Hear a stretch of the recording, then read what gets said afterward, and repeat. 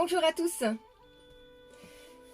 bienvenue dans notre lecture matinale de mon premier roman Parce que pour mourir il faut être vivant.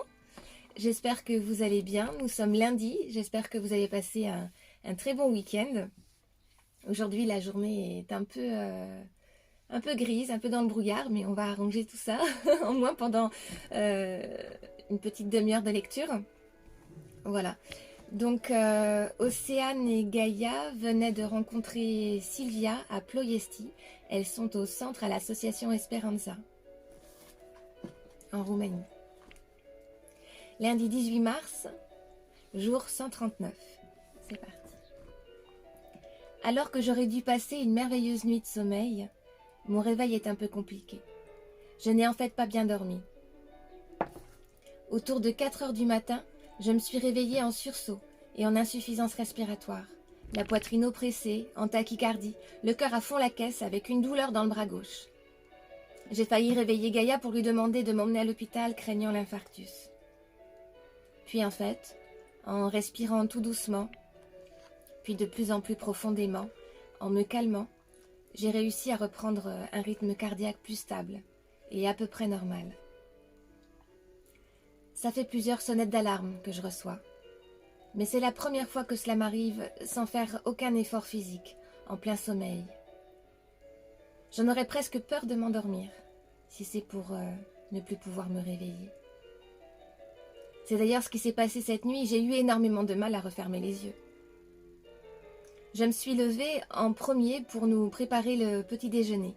Pour une fois, car c'est bien plus souvent Gaïa qui pète le feu dès les premiers rayons du soleil. Elle me rejoint au bout d'un moment, guidée par la bonne odeur du café. Nous reparlons de notre soirée de la veille et de cette fabuleuse rencontre avec Sylvia. Tu vas bien, Océ? T'as l'air un peu patraque. Tu n'as pas bien dormi? Bof, ça doit être le matelas. Je dois être trop habituée à notre lit. Océ, pas avec moi. Je t'ai entendu cette nuit. Je t'ai senti te tourner encore et encore. Qu'est-ce qui se passe?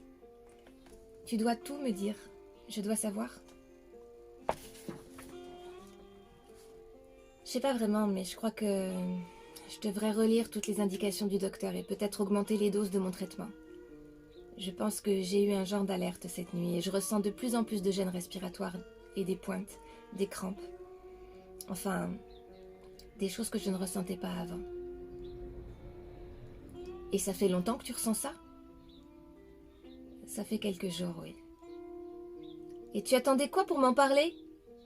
Il faut que tu te reposes. Je conduirai davantage dorénavant et on marchera un peu moins. Fini les visites accélérées à courir à travers les villes.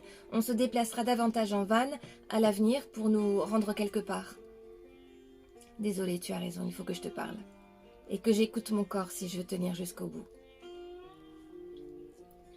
Tara et Vesta étaient restés dehors pour la nuit, profitant de la chance d'avoir un jardin tout clôturé. Sont ravis de nous retrouver ce matin. Nous préparons tout le nécessaire pour l'atelier de cet après-midi. Nous rangeons la cuisine, refaisons les lits, puis travaillons le reste de la matinée sur les blogs et réseaux sociaux. Je reçois toujours les messages des enfants et de Laurent. Il m'écrit que dans un mois, c'est l'anniversaire de Lenny et qu'il commence déjà à l'organiser avec quelques-uns de ses amis. Il lui prépare une surprise avec sa sœur. Lilou va bien, mais je comprends que ce n'est pas simple tous les jours, car elle entre dans une période rebelle. Et Laurent, seul, s'arrange tant bien que mal avec ses états d'âme, souvent liés à ses poussées d'hormones, à ses transformations physiques et ses histoires de cœur. À midi, comme prévu, Sylvia vient nous chercher pour manger et nous conduire au centre. Ce qui est génial, c'est que le centre est idéalement aménagé pour ce genre d'intervention, car ils y font très souvent des ateliers créatifs, de l'art plastique, des séances de sport, etc. Nous nous installons dans la salle avant l'arrivée des enfants, préparant chaque table avec le nécessaire à la création des maracas, les pots de yaourt, le riz, les feutres, les ciseaux et la colle, les livrets de route avec photos, paroles de chansons et itinéraires. Nous avons aussi accroché la fresque que nous avaient offerte les enfants de Slovénie, peinte sur un grand drap blanc, pour décorer un peu la salle. Les premiers enfants arrivent un peu timidement, mais vite mis à l'aise à l'approche de Tara et Vesta, sauf pour quelques-uns qui n'ont pas l'air d'avoir l'habitude des chiens. Dans l'ensemble, la moyenne d'âge avoisine les 7 à 12 ans. L'atelier maracas va donc certainement leur plaire. Sylvia reste avec nous pour pouvoir faire la traduction au fur et à mesure. Nous attendons encore l'arrivée de quelques retardataires et nous finirons à une petite vingtaine, ce qui est déjà bien. Ils sont amusés devant notre histoire et surtout bien évidemment Miss Rainbow leur plaît beaucoup. Nous nous asseyons avec eux pendant la confection des maracas. En fait, ces enfants-là ne sont ni malades ni orphelins, mais en situation précaire, au sein de familles suivies pour mauvais traitements. Nous repérons effectivement des comportements très différents. Certains ont l'air bien plus distants que d'autres. Il y a un petit garçon notamment qui pique mon attention, car il est en train de colorier ses maracas en noir. Et il griffonne, genre « je m'en fous, je vais les faire tout moches d'abord, leurs débiles de maracas ». Ceci est une bien vilaine interprétation de ma part, bien sûr, car je n'ai pas le pouvoir de lire dans ses pensées. Je fais signe à Gaïa qui me dit qu'elle va y aller. Elle s'assoit à côté de lui et le regarde faire, de ses yeux bienveillants et de son sourire angélique. Il ne daigne pas la regarder. Elle lui tend un feutre jaune. Il n'en veut pas. Il finit de crayonner en noir la totalité de son instrument. Du coup, Gaïa construit ses propres maracas à côté de lui. Et elle fait pareil. Elle le fait tout en noir. Le petit garçon, Andrea, la regarde faire, l'air un peu surpris. Gaïa pose ses maracas à côté des siens, debout. Ils sont identiques. Puis elle prend un pinceau et de la peinture jaune et dessine un sourire sur le maracas d'Andrea. Il est encore plus surpris par son audace. Il ne se fâche pas, mais ne sourit pas non plus. C'est alors que Gaïa lui tend à son tour le pinceau, lui faisant signe de faire quelque chose sur ses maracas à elle. Il décide de lui faire un sourire, mais à l'envers. Bien sûr, un bonhomme qui fait la gueule. Gaïa s'en amuse, et en un tour de passe-passe, elle retourne ses maracas. Et miracle, à l'envers, le sourire se retrouve à l'endroit. Andrea sourit, mais encore de travers, à ce geste de Gaïa. Du coup, il retourne le sien pour qu'il ne sourie plus. Gaïa change de couleur pour y ajouter une courbe de plus, voulant amener petit à petit un arc-en-ciel. Mais Andrea, lui, ne l'entend pas de cette manière, et fait des traits par-dessus le sourire jaune des maracas de Gaïa, et ainsi de suite. Gaïa complète les maracas d'Andrea, et lui saccage les maracas de Gaïa. Quand leur œuvre fut finie, Gaïa montre à Andrea une grande satisfaction devant ses maracas, se fait prendre en photo devant et le remercie pour ce partage. Le garçon surpris compare du regard ses maracas et ceux de Gaïa. Il voit bien que les siens sont devenus super jolis. Il a l'air de ne pas savoir comment réagir, à savoir s'il est gêné d'avoir fait exprès de rater l'œuvre de Gaïa, ou plutôt s'il est épaté de voir qu'elle a l'air super contente du résultat. En fait, Gaïa veut lui faire comprendre que peu importe le résultat, ce qui lui a plu, c'est le partage de leur travail mis en commun. Mais surtout, ce qui compte pour elle, c'est que finalement, il n'aura pas réussi à gâcher ses maracas à lui, puisque Gaïa lui a fait un bel arc-en-ciel par-dessus son ciel noir. Elle aurait aussi pu lui montrer qu'une courbe peut être à la fois une moue ou un sourire, mais que c'est simplement une question de point de vue, de regard ou de prise de décision. Le fait de retourner des maracas ou encore de dessiner un soleil ou un arc-en-ciel par-dessus un ciel noir, comment d'une situation négative on en fait une situation positive. Gaïa aura en fin de compte gagné sur les deux tableaux. C'est alors que le petit Andrea, finalement embêté, propose à Gaïa d'échanger les maracas. Bien sûr, Gaïa refuse, en faisant traduire par Sylvia que pour rien au monde elle ne voudrait échanger car elle les aime comme ils sont.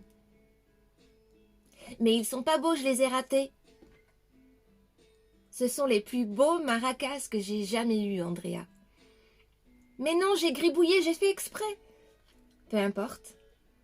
Dans ces gribouillages, tu t'es exprimé. Et moi, je t'ai écouté. L'art, c'est l'expression de soi. Tu n'as pas à justifier ni à t'expliquer. Ceci est ta création, et moi je l'aime comme ça. Le petit Andrea est bel et bien scotché par l'analyse de Gaïa, même s'il n'en comprend pas tout. Il a compris l'essentiel. Gaïa n'est qu'amour, et elle le prend et l'aime comme il est, avec ses gribouillages et la moue sur son visage. La confection terminée pour tous, nous faisons traduire par Sylvia les chansons avant de les leur chanter. Nous leur montrons comment suivre la guitare au son des maracas en leur faisant quelques tests avant de commencer. Ils sont ravis de participer avec leurs propres instruments. Et oui, même Andrea se prend au jeu musical. Nous aurons encore passé un bon moment, et Sylvia est vraiment contente de notre intervention. Après le départ des enfants en fin d'après-midi, nous la suivons à la boutique pour qu'elle nous présente Ludivine, la française. Ludivine nous explique être venue la première fois ici pour porter des vêtements et du mobilier avec l'association française à l'origine du projet, et que finalement, elle n'est pas repartie, pensant qu'ils avaient plus besoin d'elle ici que là-bas, en tout cas pour l'instant. Il est entendu que demain matin, nous viendrons à la boutique et que l'après-midi, nous referons un autre atelier, avec d'autres enfants nouvellement inscrits, et ainsi de suite jusqu'à jeudi. Jeudi 21 mars, jour 142. Les 2 jours suivants se sont très bien déroulés, avec des enfants très différents. Il est flagrant que les conditions sont très difficiles pour certains. Malgré les apparences soignées pour venir aux ateliers, il y a des détails qui ne trompent pas, comme l'état des cheveux, des ongles ou des habits à y regarder de plus près. Nous avons passé 2 matinées à faire du classement de vêtements par taille, catégorie et état d'usure. Aujourd'hui, Sylvia a organisé une soirée avec ses collègues et autres bénévoles, autour d'un repas et en musique pour nous remercier et nous dire au revoir. Nous reprendrons la route tôt demain matin pour Bucarest, que nous visiterons rapidement pour m'éviter de trop marcher. La soirée se fait au centre, car il y a plus de place, pour tous nous installer et pour bouger. Dans la journée, Gaïa et moi sommes allés faire quelques courses pour participer à l'organisation. Nous avons acheté à boire et des petites choses à manger. Le repas se fait dans la bonne humeur, la convivialité et la simplicité, car en fait beaucoup d'entre eux parlent le français. Il est vrai que le roumain, contrairement aux langues de tous les autres pays d'Europe de l'Est, est une langue d'origine latine, qui finalement est assez similaire au français. Nous sommes même surprises de comprendre assez facilement quand ils se parlent entre eux. Nous ne captons pas toutes les nuances, mais nous arrivons la plupart du temps à saisir le sujet et le contexte de la discussion. Nous mangeons, nous buvons, parlons, rions, chantons, et en fin de soirée, nous dansons. L'alcool aidant, après quelques verres, nous parlons presque aussi bien roumain que français. Nous avons finalement dormi tous les soirs chez Sylvia, notre hôte d'exception, dont nous garderons un merveilleux souvenir. Toute cette expérience est bien sûr palpable sur notre blog et sur les réseaux sociaux sur lesquels nous continuons chaque jour de publier photos, textes et vidéos. Nous rentrons avec Sylvia après avoir salué tout le monde et échangé les adresses mail avec chacun d'entre eux. Bien évidemment, je ne vous cache pas qu'il m'aura fallu expliquer les paroles des chansons et donc leur parler de mon état de santé. Forcément, ce qui devrait être des « alors, un de ces jours peut-être » se transforme par des « alors c'est un adieu ». Or, la dernière suggestion positive de Gaïa, c'est que pour ne pas dramatiser les départs avec des adieux, je pourrais leur dire « à un de ces jours peut-être, de l'autre côté de l'arc-en-ciel ». J'ai de suite mis en pratique sa suggestion et comme par magie, a transformé les quelques mines tristes en sourires timides, oui, mais en sourires quand même. Vendredi 22 mars, jour 143. Debout dès 7 heures, nous petit déjeunons avec Sylvia et la quittons pour reprendre notre route. Nous la félicitons grandement pour la femme exceptionnelle qu'elle est, et pour tout le travail qu'elle fournit et la bienveillance qu'elle répand autour d'elle. Ces quelques jours passés en maison nous ont fait le plus grand bien. Nous en avons profité pour faire aussi un grand ménage à bord de Miss Rainbow, laver nos paires de draps et repartir à zéro. Tout notre linge propre et le van nettoyé. Nous avons 2 bonnes heures de route avant d'arriver à Bucarest, et c'est donc Gaïa qui insiste pour conduire. Je regarde sur le net les plus belles choses à visiter sur place pour nous organiser une journée avant de continuer vers la Bulgarie. En arrivant en ville, nous nous dirigeons en premier vers le plus grand bâtiment administratif au monde après le Pentagone, le Palais du Parlement. Nous nous garons non loin pour aller admirer cet énorme édifice de plus près. Nicolae Ceausescu a fait construire ce monument en exigeant que seuls des matériaux originaires de Roumanie soient utilisés. C'est incroyable, il faut le voir pour le croire. Construit dans un style néoclassique, il me donne l'effet d'une maquette gargantuesque de bâtons d'allumettes. Tout est dans la verticalité. Cela nous aura quand même pris presque 2 heures pour en faire le tour rapide. Ensuite, nous reprenons la route vers un parc pour s'installer et manger avec Tara et Vesta. Nous trouvons la direction du jardin Cismigiu, connu pour ses promenades ombragées, son lac et ses cafés. Il nous semble l'endroit idéal pour une petite pause en milieu de journée. Nous avons apprécié la promenade dans le parc, après manger, et en avons profité pour nous asseoir à la terrasse d'un café, guitare à la main. Plusieurs passants ont pris plaisir à s'arrêter et à nous écouter jouer et chanter. Certains nous filmant ou prenant des photos nous seront venus égayer un peu leur après-midi, et donc le nôtre, par la même occasion. Il est évident que vouloir faire plaisir aux autres est finalement un acte super égoïste, car le plaisir donné à l'autre double le nôtre en retour. Puis vers 14 heures, nous avons repris nos visites par l'Athénée roumain consacré aux arts et à la culture, et son beau jardin. Nous ne faisons cette fois-ci que contempler les monuments de l'extérieur. Poursuivons par le musée national d'art installé dans le palais royal de Bucarest. Enfin, pour clore la journée, nous ramenons les chiennes à bord de Miss Rainbow car ce soir nous voudrions sortir danser. Nous n'avons pas vraiment profité de la vie nocturne de ces pays, mis à part une fois en Slovénie. En flânant au cœur de la ville, nous pénétrons dans le quartier et la rue Lipsiani. Gaïa et moi, nous nous sommes un peu sapés pour l'occasion. Nous avons opté pour des jeans, mais nous avons sorti les talons, chemisier, maquillage et chapeau pour Gaïa. Un genre de casquette Gavroche, mais classe, qu'elle porte de travers. Elle est magnifique, je sais, oui, vous vous dites. Comme d'habitude. C'est vrai, mais encore plus quand elle sort le grand jeu, comme toutes les femmes en fait. Nous nous disons que cela fait du bien aussi de s'habiller un peu plus en fille, car ces derniers temps nous faisons plutôt dans la praticité plutôt que dans le style.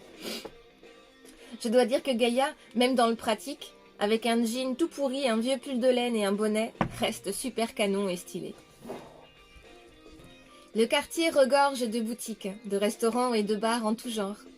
Après un rapide repérage, nous choisissons une devanture qui nous inspire pour nous offrir un bon repas. Nous avons mangé des poivrons farcis accompagnés d'un genre de steak haché aplati et préparé avec des herbes et autres épices en dessert. Encore un de ces gâteaux roulés. C'était goûteux, moins gras et moins sucré que la dernière fois. Le tout accompagné d'une bonne bouteille de vin rouge que nous avons réussi à boire à 2. Après le repas, nous avons marché dans le quartier jusqu'à ce que nous trouvions un bar musical où danser un peu. Nous avons trouvé un pub où les gens ont l'air de s'ambiancer, de danser, le verre à la main. La musique est un genre de variété, mais remixée sur des rythmes dancehall ou latino. Clairement, le tout donne le ton pour une ambiance festive et remuante qui nous va bien. Les Roumains et Roumaines sont plutôt cool, et l'ambiance est assez bon enfant. Les filles se lâchent facilement, peut-être plus que par chez nous. Ou alors c'est peut-être que nous ne sortons plus assez. Bien partis pour suivre le mouvement, Gaïa et moi, après quelques verres, nous intégrons parfaitement dans l'ambiance. Alors que des mecs qui dansaient à côté de nous devenaient de plus en plus à l'aise, et nous de moins en moins, Gaïa en mode amoureuse, pour ne pas dire pompette, s'approche de moi et m'embrasse à pleine bouche. « Mais Gaïa, qu'est-ce qui te prend? Et mon espace? T'as de la chance que je te mette pas une baffe. » « Chut !» me fait-elle en recommençant. Et ne me demandez pas pourquoi, je n'ai rien fait. Je n'ai plus rien dit et je me suis laissé faire. Gaïa me prend par la main pour m'attirer vers le comptoir. Regarde ces deux-là comme ils sont tout bêtes, là. Ils nous regardent comme s'ils venaient d'avoir une vision. C'est clair, je pense qu'ils ont compris que leur déhanché ne nous fera pas frémir. C'est donc pour ça. Pouf, tu m'as fait peur, j'ai cru un instant que... Et voilà Gaïa qui se met à rire aux éclats et s'arrête net. Mais t'as cru que... Oh, mais tu t'es laissé faire en plus. Et elle se remet à rire de plus belle. Si bien que sans vraiment comprendre pourquoi, cela m'a terriblement vexée. Je me suis sentie humiliée. Ou peut-être avais-je tout simplement trop bu. Je finis mon verre, lui lâche la main et retourne danser. Et stupidement, je retourne auprès des garçons dont elle nous avait sauvés. Je me suis mise à danser de manière sexy et à agir de façon puérile et immature, comme une adolescente cherchant à provoquer son petit ami jaloux. C'est alors qu'un des mecs revient me coller et me prend par la taille. Gaïa, qui, je pense aussi imbibée que moi, prise à son propre jeu, me rejoint, pousse le garçon pour me récupérer en me saisissant par la ceinture du pantalon. Ce qui s'est passé ce soir-là, je ne saurais l'expliquer tout à fait objectivement. Je pourrais accuser les effets de l'alcool, car je pense en effet qu'ils y sont pour beaucoup responsables de notre dérive. Je pourrais aussi accuser cette promiscuité, ces 2-3 mois passés ensemble à temps complet à partager des choses extraordinaires et fortes. C'est peut-être cette intensité et cette sensation de liberté qui nous ont fait perdre nos équilibres. En tout cas, nous ne reviendrons pas en arrière, ce qui est fait est fait. Et même si cela pour certains est choquant, j'ai aimé cette soirée, jusqu'à la dernière minute avant de m'endormir, dans un profond sommeil auprès de mon amante d'un soir. C'est le réveil qui sera sans doute bien plus compliqué. Samedi 23 mars, jour 144, la Bulgarie. Ce matin, inutile de vous dire que ça pique. Les cheveux qui poussent, comme on dit. Un mal de crâne horrible. J'ai l'impression d'avoir un bong chinois dans la tête. Le bruit bien grave en écho avec toutes les vibrations derrière. Je me retourne vers Gaïa qui dort encore et... Oups. Ça y est, je me souviens. Que faire? Devrais-je faire comme si de rien n'était? Comme si nous avions rêvé? Oui, c'est ça, c'est pas mal. Je vais me lever, préparer le petit déjeuner et faire comme si tout était pareil qu'hier matin. Salut. Salut. Tu veux un Doliprane avec ton café? Moi j'en ai pris un. Ah oui, parce que on n'a pas de coca. Tiens, prends ça, avec un peu d'eau. Oh là là, on a un peu beaucoup abusé hier soir. On n'était pas sortis de 2 mois, mais là je pense que on a pris de l'avance pour le restant de l'année. Ouais, je crois que tu as raison, on a abusé. Et je voulais te dire que... Non, s'il te plaît, aussi, dis rien. Je sais. C'est fait. On sait pas pourquoi, mais c'est fait, et voilà tout. On n'a pas besoin d'en parler. Ni de se justifier, ni d'analyser ou de se projeter. C'est notre parenthèse. On la referme, ça te va? Oh oui, ça me va, merci, je préfère. Mais enfin, c'était quand même une putain de soirée, Gaïa. C'est clair, ils ont vraiment dû nous prendre pour des folles. Maintenant, on est sage, hein. Fini les folies. Oui, il vaut mieux. On part ce matin pour Choumen, c'est ça? Oui, c'est ça. Nous avons 3 ou 4 heures de route jusqu'à l'orphelinat. Ok, du coup on mange, on sort les chiennes et on décolle.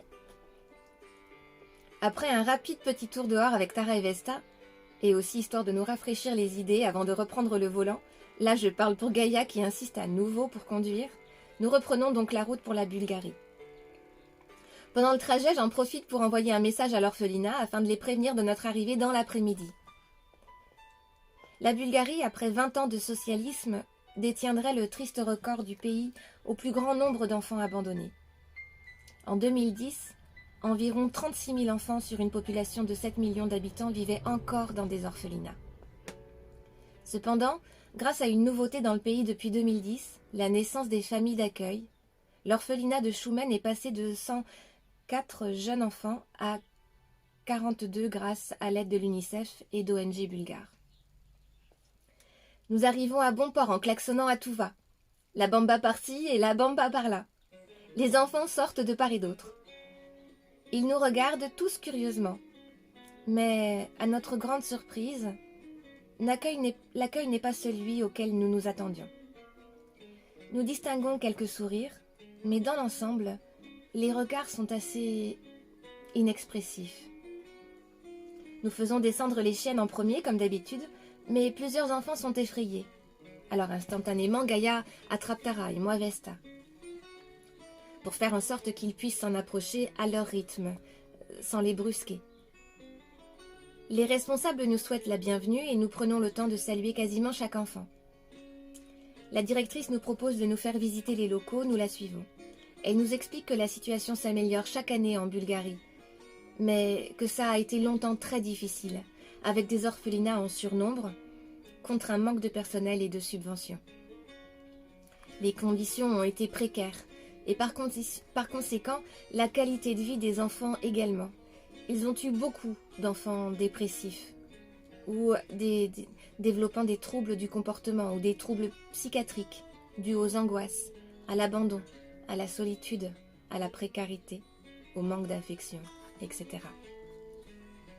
Elle nous rassure sur le fait que les choses se sont beaucoup améliorées grâce à la création des familles d'accueil qui a permis de désenclaver les centres, mais que pour les enfants qui ont connu ces époques, il était impossible de revenir en arrière sur leur traumatisme. C'est vrai que bon nombre d'enfants ont un regard creusé, comme éteint. Il leur manque cette étincelle dans les yeux propre à leur innocence, qu'ici, visiblement, ils ont perdue. La femme nous cite en exemple une petite fille qui ne parle plus, s'enfermant dans le mutisme. Un autre garçon qui, lui, passe ses journées à se balancer, comme le ferait un autiste peut-être, sauf qu'il n'en est pas un. Vous l'aurez compris, nous avons là, dès notre arrivée, notre cœur extrêmement noué à la rencontre de tous ces enfants en manque de tout. Allons-nous réussir à leur apporter un peu de couleur, un peu de légèreté, un peu de soleil? Gaïa, c'est la première fois depuis que nous sommes partis que je nous trouve pathétiques, avec nos maracas et nos 3 notes de musique.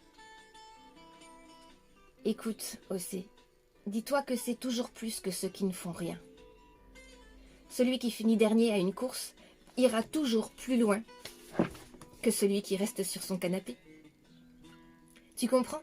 Nous sommes là, nous les voyons, nous ne fermons pas les yeux. Nous ne changeons pas de chaîne, nous n'éteignons pas notre téléviseur. Alors sois toujours fier de ce que nous faisons, aussi minime soit ce que nous apportons, nous l'apportons. Nous amenons un peu de nous, de notre temps, de notre cœur. Chacun peut et devrait faire ce qu'il a, avec ce qu'il a. Et ce que nous avons à donner n'est jamais trop peu. Ce sera toujours plus que rien. Gaïa est une guerrière pacifiste, une Amazone qui tire à l'arc, mais ses flèches sont faites de mots. Elle vise toujours en plein cœur, et je dois dire qu'elle ne rate jamais sa cible. Nous expliquons à la directrice comment nous avons l'habitude d'intervenir pour nos arteliers. Nous lui disons aussi que nous aurions souhaité rester plusieurs jours pour apporter notre aide, et ce, peu importe le domaine. Elle semble apprécier notre démarche et nous dit qu'effectivement une aide est toujours bienvenue, que ce soit à la cantine, dans les ateliers créatifs, dans le sport, les activités en tout genre. Elle pense aussi que les chiennes peuvent apporter un peu de gaieté pour certains. Elle rassemble tous les enfants dans la grande salle pour faire nos présentations, la création des maracas et le chant. Les enfants sont à l'écoute mais peu réactifs, peu curieux, peu enthousiastes dans l'ensemble. Pendant la confection des maracas, nous passons davantage de temps à chaque table. Essayons de vraiment leur expliquer correctement et leur donner envie d'y mettre de la couleur et un peu de plaisir. Nous communiquons comme nous le pouvons, car la directrice ne peut se scinder en deux pour venir traduire nos paroles. Alors nous illustrons par des gestes, des signes, des grimaces, des mimes. Finalement, le mal que nous nous donnons à nous faire comprendre commence à en amuser certains, se prenant au jeu des devinettes. De même que pour l'initiation à l'utilisation rythmique des maracas, nous avons passé plus de temps que la dernière fois, usant de stratèges et de plus d'humour de gags, essayant coûte que coûte de les amuser un peu. Ça ne fonctionne pas mal. À force de faire les clowns, certains se mettent à rire de bon cœur. Si vous saviez, il y a dans cette salle une telle énergie, de telles vibrations. Je ne sais comment le décrire. Je ne sais pas s'il s'agit de cris de détresse étouffés, tentant de se libérer sous forme vibratoire. Tant d'amour à donner reste emprisonné dans des cœurs trop petits pour le contenir, et donc prêts à exploser. Je les ressens. Je les entends, toutes ces cocottes minutes de tendresse refoulée, dont le sifflet strident retentit comme pour sonner l'alarme. Et je pense que quand c'en est trop, quand le bouchon saute de lui-même, les dégâts sont dramatiques. Comme cette petite fille qui ne parle plus, ou ce garçon qui se balance. Nous passons aux chansons et ils suivent dans l'ensemble plutôt bien, en musique. Le petit garçon balancier se bouche les oreilles, en mettant sa tête à l'intérieur de ses coudes, tout en continuant de se balancer. À se balancer. Ces deux enfants se sont retirés d'une réalité qui les décevait peut-être. Ils ont préféré emmener leur âme ou leur esprit en voyage, vers un endroit qu'ils se seraient imaginé. Après les chansons et les photos, nous sortons proposer des jeux de ballon dans la cour. Nous formons des équipes et proposons une tomate géante. Ils ne connaissent pas, nous expliquons et commençons à jouer. Le petit garçon qui se balance est allé s'asseoir dans un coin, comme à son habitude, et à notre grand étonnement, Tara s'en va à sa rencontre. La chienne s'assoit en face de lui et soulève ses coudes pour recevoir des caresses. Le garçon se décale et lui tourne le dos. Mais Tara ne part pas et vient s'allonger à côté de lui en posant sa tête sur ses pieds, sur les pieds du petit. Je me retire du jeu de tomates laissant Gaïa s'en charger pour mieux observer cette scène extraordinaire. Stéphane, le petit garçon, retire ses pieds et se tourne à nouveau. Tara fait donc le tour et vient se coucher face à lui et le fixe. En levant les yeux, Stéphane se balance toujours. Tara lève sa patte avant et la pose sur son pied, comme pour gagner son attention. Il se balance toujours. Et à plusieurs reprises, Tara recommence à le tapoter de sa patte avant. Elle n'arrive pas à gagner son attention, mais elle ne se décourage pas pour autant. Elle reste couchée là, à côté de lui, qui continue à se balancer tout en lui jetant quelques regards de temps en temps. Concernant la petite qui ne parle plus, Irina, elle participe quand même aux activités, mais en silence et sans trop d'enthousiasme. Elle comprend, interagit, mais ne s'exprime pas. Je ne l'ai pas vue rire, ni même sourire. C'est comme si, à force de souffrir, elle avait sûrement inconsciemment fait disparaître toutes ses émotions, emportant avec elle toutes ses possibilités d'expression, jusqu'à la parole même. Il se fait tard et nous rejoignons notre maison sur roulette. Gaïa et moi échangeons longuement sur cette bouleversante journée qui ne nous laisse pas indemnes. Tu as vu Tara avec Stéphane ? Oui, je pense que les animaux ont ce sens développé quant aux émotions humaines. Et puis, Tara est une femelle. Elle a aussi l'instinct maternel et protecteur. Elle est attirée par ce petit comme si elle découvrait chez lui quelque chose d'animal peut-être. Un petit être blessé. Tu crois qu'elle pourrait lui venir en aide ? Ah oui, j'en suis même certaine. Il existe des études démontrant que les animaux, chiens, chevaux, ânes, peuvent venir en aide à des enfants handicapés, autistes ou même en psychothérapie pour aider les personnes dépressives. C'est vrai. C'est peut-être une bonne idée d'intégrer des animaux dans les orphelinats pour accompagner les enfants. Avec les chiens, il n'y a pas besoin de parler, et ils pourraient donner et recevoir de l'affection sans avoir recours à la parole. Pour Irina, par exemple, ça pourrait être positif. C'est vrai, c'est clair.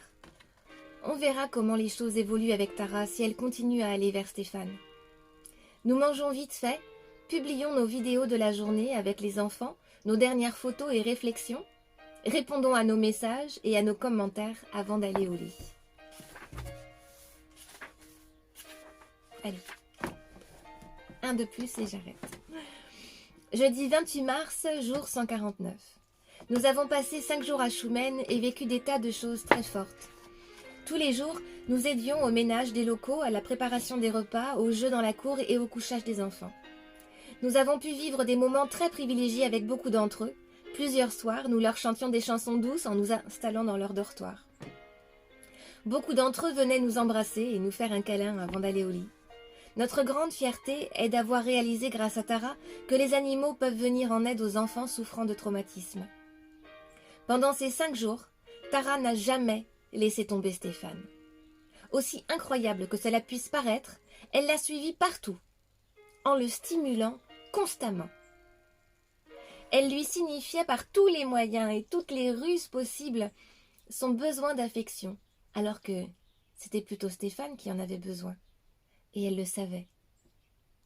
C'est certain. Jusqu'à ce merveilleux instant où Stéphane, le 3e jour d'insistance, a arrêté son mouvement de bascule pour observer Tara qui avait posé sa tête sur ses pieds une fois de plus. Il est resté à l'observer sans plus penser à bouger. C'est là que d'un coup de museau, elle lui a soulevé le coude, réclamant la caresse, que pour la première fois, il lui céda. Dans la foulée, Tara s'est levée pour commencer à lui léchouiller le bout du nez. Ce jour-là, j'ai couru chercher les employés et la directrice de l'orphelinat pour qu'elles assistent à ce fulgurant progrès de la part du petit garçon. Évidemment, aussitôt nous est venue l'idée de faire pareil avec Irina, en essayant de lui faire passer du temps avec Vesta. Plusieurs fois par jour, nous proposions à la petite fille de s'installer dans une salle dans laquelle nous amenions Vesta et quelques jeux pour qu'elle la fasse s'amuser. La directrice avait dit à Irina que l'on comptait sur elle pour le dressage de Vesta, que cela serait sa tâche pendant quelques jours, car elle n'écoutait rien. La magie opéra hier soir. Vesta faisait à Irina un de ses tours de passe-passe. Elle aime sauter très haut pour attraper les objets, comme beaucoup de Jack Russell. Et nous l'avons entendu rire. La petite n'avait pas exprimé une émotion depuis des mois, ni rire, ni pleurs, ni sourire. Aucun son ne sortait plus de sa bouche. Tara et Vesta, au-delà de nous accompagner, avaient, elles aussi, un vrai grand rôle à jouer dans cette aventure. J'entends déjà Gaïa me parler des signes, des rendez-vous et des âmes. La directrice a donc lancé tout un programme pour l'adoption de plusieurs chiens, et nous avons étudié la possibilité d'y intégrer de l'accompagnement au dressage par les enfants. Une manière de les responsabiliser aussi pour la nourriture, le brossage, les promenades, etc. Chaque enfant se sentirait donc utile et viendrait en aide à des chiens qui avaient été abandonnés, en ignorant qu'ils se viendraient d'abord en aide à eux-mêmes dans cette démarche. Alors, Océ, tu disais quoi quand nous sommes arrivés ici? Tu nous trouvais pathétiques? Avec nos maracas et nos 3 notes de guitare? Ah, Gaïa, force est de dire que tu as encore raison. Et oui, ce que nous venons de faire par notre simple présence, Océ, est énorme. Tu te rends compte? Même indirectement, à travers l'aide de Tara et Vesta.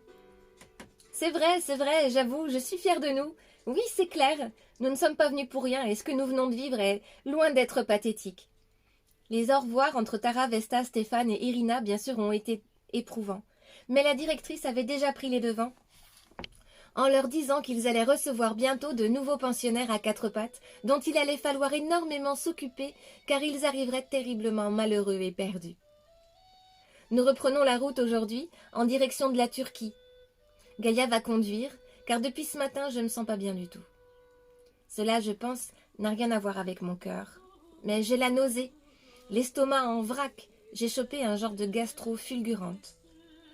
Pour aller à Istanbul, nous avons quasiment 12 heures de route. Nous devons donc nous arrêter régulièrement. Nous conduirons toute la journée, le plus loin possible, en nous relayant de temps en temps. Voilà, nous sommes rendus au lundi 1er avril, jour 152, la Turquie, page 337. Voilà. Je vous remercie pour votre écoute. J'espère que l'épisode du jour vous a plu, que vous avez fait un beau voyage. Et je vais vous laisser reprendre vos activités respectives, que vous soyez en replay ou que vous le regardiez ce matin. Je vous souhaite une excellente fin de journée et je vous dis à demain. Je vous embrasse. Au revoir.